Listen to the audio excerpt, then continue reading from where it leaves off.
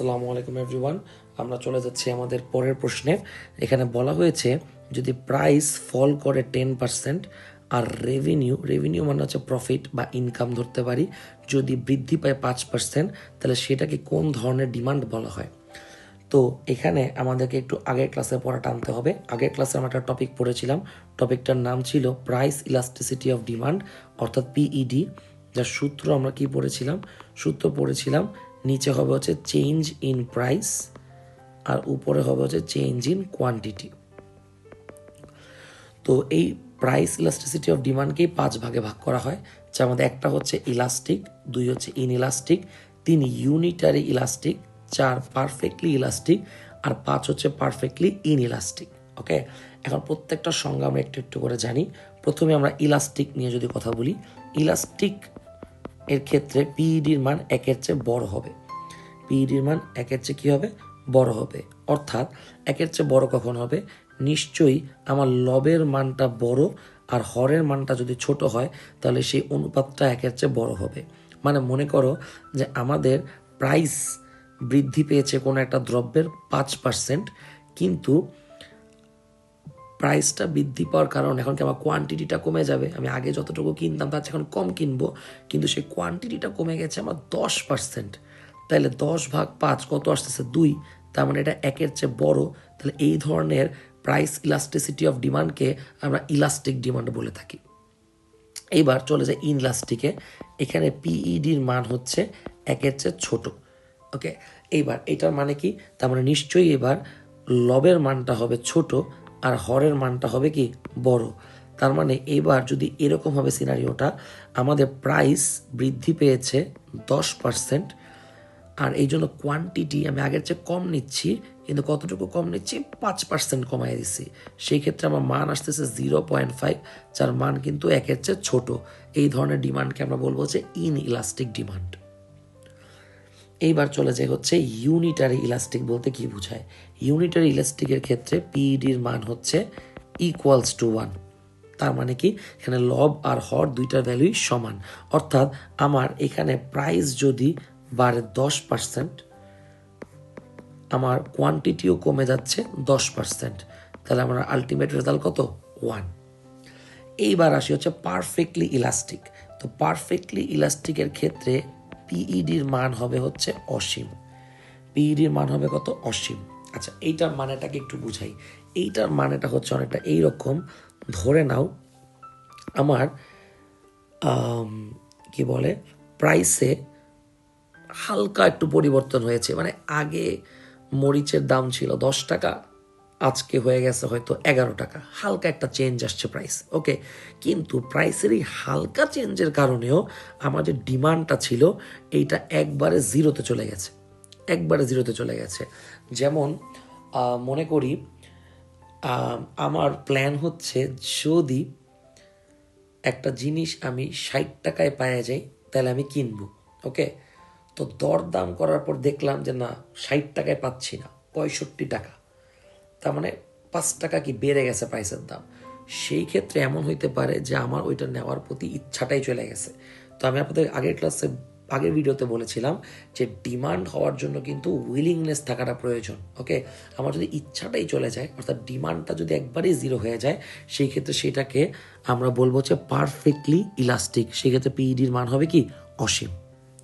And last one হচ্ছে perfectly inelastic. এটা ঠিক পারফেক্টলি ইলাস্টিকের উল্টা, অর্থাৎ এইখানের ভ্যালু কত হবে? এখানে পিইডির ভ্যালু হবে হচ্ছে 0। আচ্ছা, এইটার মানে কি? এইটার মানে হচ্ছে প্রাইস এবার যতই বেশি হোক না কেন, যতই বাড়ুক না কেন, আমার ডিমান্ডে মানে কোয়ান্টিটিতে কোনো পরিবর্তন হবে না। ওকে, এটা পারফেক্টলি এক্সাম্পল দিতে পারি হচ্ছে একটা মেডিসিনের ক্ষেত্রে। মনে করো আমার একটা মেডিসিন দরকার, যেটা না খাইলে আমি মরে যাব। ওকে, তো এখন ওই মেডিসিনের দাম 100 টাকা থেকে যদি 1000 টাকাও হয়, তবুও আমার কোয়ান্টিটিতে কোনো পরিবর্তন আসবে না। আমি এটা আগেও কিনতাম যতগুলা, এখনও ঠিক ততগুলোই কিনবো। তো এই ক্ষেত্রে এটাকে বলা হয় হচ্ছে পারফেক্টলি ইনইলাস্টিক, অর্থাৎ প্রাইস যতই বাড়ুক না কেন কোয়ান্টিটিতে কোনো পরিবর্তন আসবে না। আর পারফেক্টলি ইলাস্টিকের বেলায় আমার হালকা প্রাইস যদি চেঞ্জও হয়, তবুও আমার ডিমান্ড বা আমার কোয়ান্টিটি একবারে জিরোতে ড্রপ করে যাবে। এবার যদি আমরা আমাদের প্রশ্নটা অ্যানালাইসিস করি, এখানে বলা হয়েছে প্রাইস ফল করেছে 10% আর রেভিনিউ বৃদ্ধি পেয়েছে 5%। আচ্ছা, তো এখানে আরেকটা টুইস্ট চলে এসেছে, কারণ টুইস্টটা হচ্ছে এই, আমরা যে পিইডি পড়তেছি অর্থাৎ প্রাইস ইলাস্টিসিটি অফ ডিমান্ড, সেটা নির্ভর করে দুইটা জিনিসের উপর। একটা হচ্ছে কি প্রাইসের কতটুকু চেঞ্জ হচ্ছে, আর একটা কোয়ান্টিটিতে কতটুকু চেঞ্জ হচ্ছে। তো এখানে প্রাইস হচ্ছে ফল করেছে 10%, তাহলে আমার ডেল্টা পি এর মান 10% চিন্তা করি, কোনো সমস্যা নেই। কিন্তু এখানে রেভিনিউ যে বৃদ্ধি পেয়েছে 5%, রেভিনিউ আর কোয়ান্টিটি কিন্তু সেম জিনিস না। কোয়ান্টিটিটাকে আমরা ডিমান্ডের সাথে তুলনা করতে পারি, মানে সিমিলারিটিস ধরতে পারি, কিন্তু রেভিনিউ কিন্তু একটা ডিফারেন্ট টপিক। তো রেভিনিউ নিয়েও একটু হালকা করে কথা বলে ফেলি। তো রেভিনিউর একটা সিনোনিম হিসেবে আমরা ইউজ করতে পারি যে এটা প্রফিট, যদিও ইকোনমিক্সের ভাষায় আরও ডিপ মিনিং আছে, আমরা তো ডিপের দিকে যাচ্ছি না। আমরা এটা মুখস্থ করব যে রেভিনিউকে যদি আর দিয়ে প্রকাশ করি, এটা বের করার সূত্র খুবই সিম্পল, পি ইন্টু কিউ, অর্থাৎ প্রাইস আর কোয়ান্টিটি, এটাকে যদি গুণ করি তাহলে আমরা পেয়ে যাবো হচ্ছে রেভিনিউ। এইবার আমরা একটা ছোট্ট ম্যাথ করে ফেলি। ম্যাথটা হচ্ছে, এখানে আমাকে বলেছে যে প্রাইস হচ্ছে 10% ফল করেছে, তাহলে আমার নতুন প্রাইসটা হচ্ছে পি প্রাইম। এটা কত হবে? এটা হবে পি মাইনাস পি এর কত পার্সেন্ট? 10%। 10% মানে 0.1। 1 থেকে 0.1 মাইনাস করলে আসবে 0.9, অর্থাৎ আমার নতুন প্রাইস হচ্ছে 0.9 পি। ওকে, আর এর কারণে রেভিনিউ বৃদ্ধি পেয়েছে 5%, তাহলে নতুন রেভিনিউ কত সেটা একটু বের করে ফেলি আমরা। নতুন রেভিনিউ হবে আগের রেভিনিউর সাথে কত পার্সেন্ট বৃদ্ধি পেয়েছে? 5%। 5% মানে হচ্ছে 0.05, তাহলে যোগ করলে আসবে 1.05 আর। আচ্ছা, এইবার আমরা আসি রেভিনিউ, মানে আমরা বলেছি প্রাইস ইন্টু কোয়ান্টিটি, তাহলে নতুন রেভিনিউ কত হবে? নতুন রেভিনিউ তাহলে নতুন প্রাইস ইন্টু নতুন কোয়ান্টিটি হবে, তাই না? তো নতুন রেভিনিউর মান আমরা পাচ্ছি 1.05 আর, আর পি প্রাইমের মান আমরা কত পাচ্ছি? পি প্রাইমের মান আমরা পাচ্ছি হচ্ছে 0.9 পি, আর কোয়ান্টিটির মান আমরা জানি না, কিউ প্রাইমকে কিউ প্রাইমই রাখলাম। আবার আমরা দেখতে পাচ্ছি যে 1.05 আর যে লিখলাম, আর মানে কি লেখা যায়? আর মানে লেখা যায় হচ্ছে এই যে পি ইন্টু কিউ। তাহলে আর মানে যদি আমরা লিখি পি কিউ, তাহলে উভয় পক্ষ থেকে কিন্তু আমরা কি করতে পারি? আমরা পিটাকে বাদ দিয়ে দিতে পারি। যদি পি বাদ দিয়ে দিই তাহলে আমরা কি পাচ্ছি? একটু জায়গাটা ফাঁকা করি এখানে। তাহলে আমরা পাচ্ছি Q prime equals to 1.05 Q divided by 0.9। তো আমাদের এখানে মান আসবে হচ্ছে, যদি 1.05কে 0.9 দ্বারা ভাগ দিই, মান আসবে হচ্ছে 1.16 কিউ। তাহলে আমরা নতুন কিউ প্রাইম পেয়ে গেলাম আদি কিউ এর 1.16, কিন্তু আমার তো লাগবে হচ্ছে পরিবর্তন।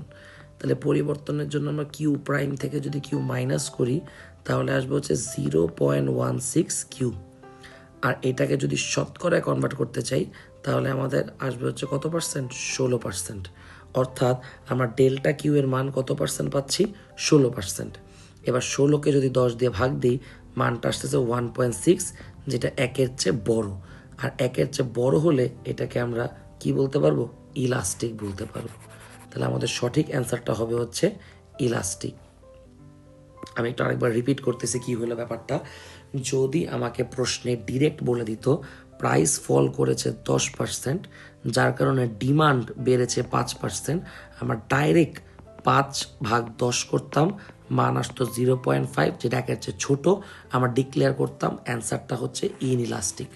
কিন্তু এখানে আরেকটু টুইস্ট করা হয়েছে, এখানে প্রাইস 10% বেড়েছে, যার কারণে রেভিনিউ মানে প্রফিট সেটা 5% বেড়েছে। প্রাইস 10% কমার কারণে রেভিনিউ 5% বেড়েছে। সেই ক্ষেত্রে আমাদেরকে এত কিছু করতে হয়েছে। কি করেছি আমরা? প্রথমে রেভিনিউকে আমরা সূত্র পড়েছি প্রাইস ইন্টু কোয়ান্টিটি, সেখান থেকে আমরা প্রাইসের মান কমিয়ে নতুন পি প্রাইম পেয়েছি, রেভিনিউ বাড়িয়ে নতুন আর প্রাইম পেয়েছি। এই আর প্রাইমের সূত্র থেকে আমরা কিউ প্রাইম পেয়েছি, এরপর ডেল্টা কিউ বের করেছি, তারপর ডেল্টা কিউ এর মানটা আমরা এখানে বসিয়েছি। কিন্তু আমাদের তো এত সময় থাকবে না, এমসিকিউতে তো আমাদেরকে মানে দ্রুত দাগাইতে হবে, তাই না? সেক্ষেত্রে আপনাদের একটা ট্রিক বলে দিই, মানে এটা একটু মুখস্থ এক হিসেবে। ট্রিকটা হচ্ছে এই, যদি প্রাইস ফল করে আর প্রাইস ফল করার কারণে যদি রেভিনিউ বৃদ্ধি পায়, তাহলে সবসময় সেটা ইলাস্টিক ডিমান্ডই হবে, অর্থাৎ সবসময় রেশিওটা তখন একের চেয়ে বড়ই হবে। তো যদি এতটুকু মুখস্থ করে রাখতে পারি, তাহলে আই থিঙ্ক আমাদের জন্য ব্যাপারটা আরও ইজি হবে, এত কষ্ট করে ক্যালকুলেশন করতে হবে না। হোপফুলি সবাই বুঝতে পেরেছেন। দেখা হবে নেক্সট ভিডিওতে।